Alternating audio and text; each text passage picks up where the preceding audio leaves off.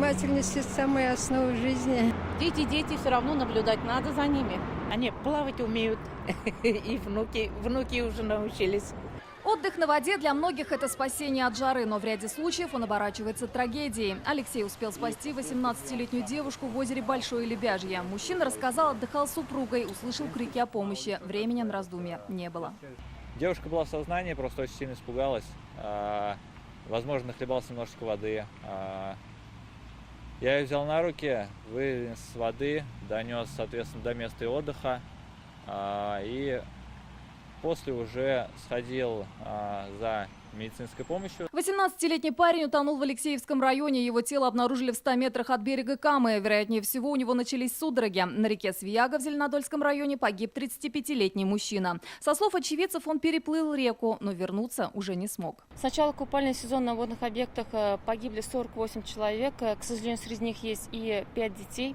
Основная причина данных происшествий – это купание в оборудованных местах и несоблюдение требований безопасности. Как сообщили спасатели, по сравнению с прошлым годом количество утонувших растет. Это связано с затянувшимся купальным сезоном из-за жаркого лета. Можно сказать о том, что статистика растет. Связано это в первую очередь с погодными явлениями.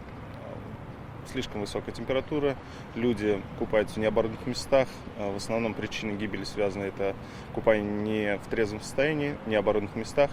В случае детей это дети предоставлены самим себе. Организм испытывает стресс из-за резкого перепада температуры, обостряются хронические заболевания и могут начаться судороги. В Казани на 5% возросло количество вызовов скорой помощи из-за жары.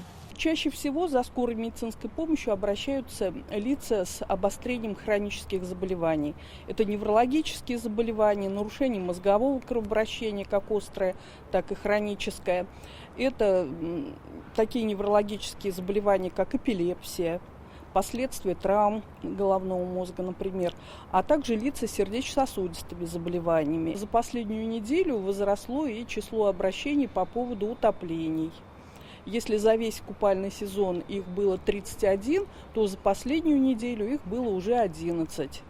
К счастью, смертельных случаев не было, но в 4 случаях потребовалась госпитализация пациентов. Сегодня погода была пасмурная и ветреная, поэтому на пляжах было меньше отдыхающих. Но со слов синоптиков, жара вернется в четверг.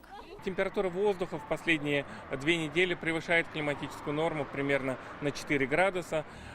И в ближайшие декаду стоит отметить, что также у нас по актуальному прогнозу температура будет превышать климатическую норму примерно на 4 градуса. Таким образом, ждем температурный фон среднесуточный на уровне 23-24 градуса. У нас также сохраняется такой достаточно жесткий дефицит осадков. Как говорят специалисты, температура воды на реках Татарстана выше нормы на 4 градуса. Например, на Волге сейчас 24 градуса. Но несмотря на сильную жару, вода в скором времени начнет остывать, так как ночи стали длиннее. Синоптики говорят, начало сентября будет теплым, выше нормы на 1 градус. Нафиса Минязова, Алмаз Зиаддинов, ТНВ, Казань.